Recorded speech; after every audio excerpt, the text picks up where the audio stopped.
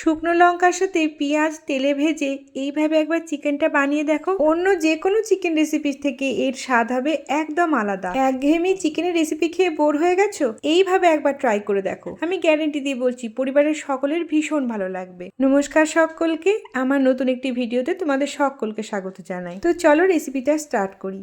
এর জন্য প্রথমে বেশ কিছুটা সর্ষের তেলে আমি প্রথমে 4টে শুকনো লঙ্কা বেশ লাল করে ভেজে নিয়েছি এবং একটা বড় সাইজের গোটা পেঁয়াজ কুচি করে কেটে তেলের মধ্যে দিয়ে লাল করে ভেজে তুলে রাখলাম।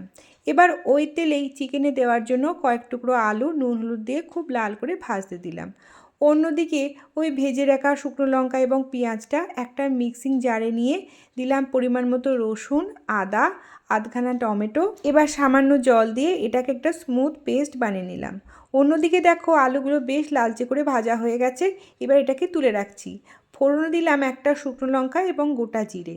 এবার একটু লাল করে ভেজে নিয়ে এর মধ্যে একটা গোটা ছোট পেঁয়াজ আবার কুচিয়ে দিয়ে দিলাম এবং এটাকে বেশ ভালো করে ভেজে নিচ্ছি।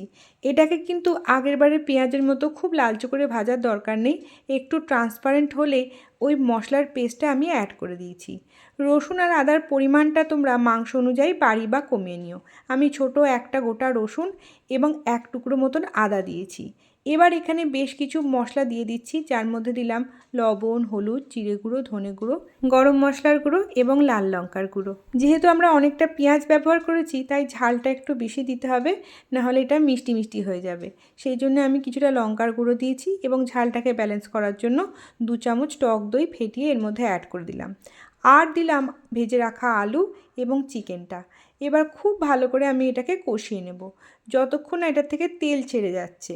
তো দেখো আমি খুব ভালো করে কষিয়ে নিচ্ছি এবং আস্তে আস্তে কিন্তু চিকেনের কালারটা চেঞ্জ হয়ে যাচ্ছে। বেশ কিছুটা কষা হয়ে গেলে এর মধ্যে অ্যাড করে দিলাম কিছুটা কসুরি মেথি এবং আবারও খুব ভালোভাবে কষিয়ে নিচ্ছি। বাড়িতে গেস্ট আসলে একই রকমভাবে চিকেন রান্না না করে তোমরা এই রকমভাবে চিকেনটা অবশ্যই একবার ট্রাই করে দেখো, আশা করি সবারই খুব ভালো লাগবে।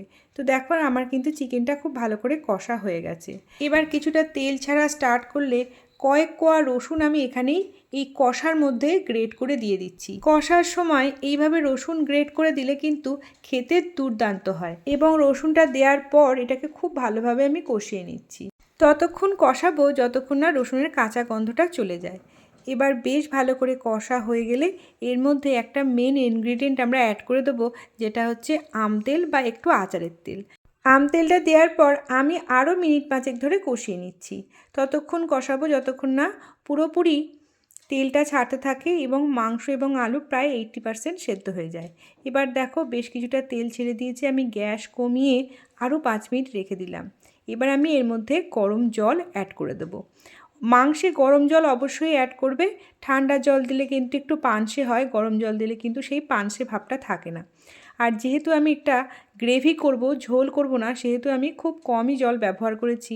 আর অনেকক্ষণ ধরে যেহেতু কষেছি সেহেতু মাংস বা আলু সেদ্ধ হওয়ার খুব একটা দরকার নেই, আগে থেকেই সেদ্ধ হয়ে গেছে। তো দেখো আমাদের চিকেন কিন্তু একেবারে রেডি।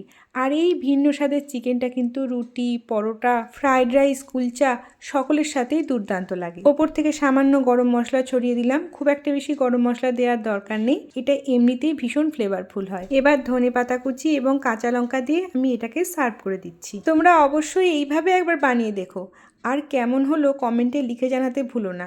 আমার চিকেনের আরও অনেক রেসিপি পেজে বা চ্যানেলে দেওয়া আছে, তোমরা গিয়ে চেক করে নিতে পারো।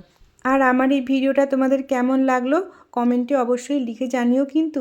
ভালো লাগলে লাইক এবং শেয়ার করো তোমাদের পরিবার এবং বন্ধুবান্ধবের সাথে। আর আমার চ্যানেল বা পেজটিকে ফলো বা সাবস্ক্রাইব করে দিও। দেখা হবে পরের কোনো ভিডিও তোমাদের সাথে। ততদিনের জন্য সকলে খুব ভালো থেকো, সুস্থ থেকো, আনন্দে থেকো।